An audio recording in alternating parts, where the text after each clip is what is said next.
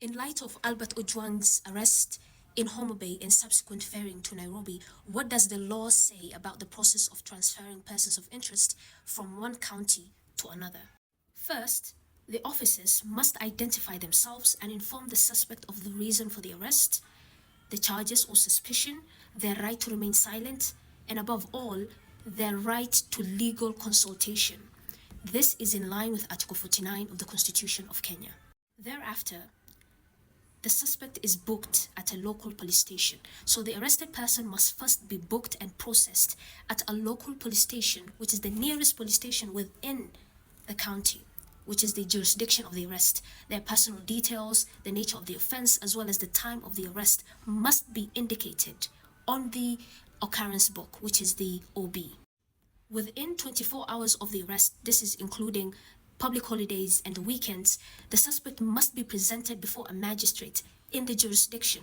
If the police wish to transfer the suspect from one county to another, they must apply to a local court to seek permission to transfer the suspect outside of the jurisdiction.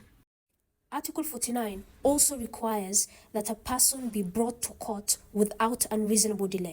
The police then must justify the need to move the suspect to Nairobi with legitimate reasons. If the offense was committed in Nairobi, key witnesses or evidence are in Nairobi, the investigating officers or the specialized units are based in Nairobi. This all could be reasons why they may want to transfer the suspect. Then the court may grant transfer process or the transfer orders if convinced that it is necessary and not oppressive to the suspect. Once granted, the police must then begin the safe and the documented transfer of the suspect. The police must document the movement of the suspect through a formal movement order, and they must ensure that the suspect's safety and welfare in transit, and they may have to notify the receiving station in advance. Finally is the rebooking and the continued legal process in Nairobi. Upon arrival, the suspect is rebooked at a police station in Nairobi. They must still be brought before a Nairobi court within 24 hours of the original arrest as permitted by the transfer order. The investigation and the prosecution can then proceed under the Nairobi court's jurisdiction.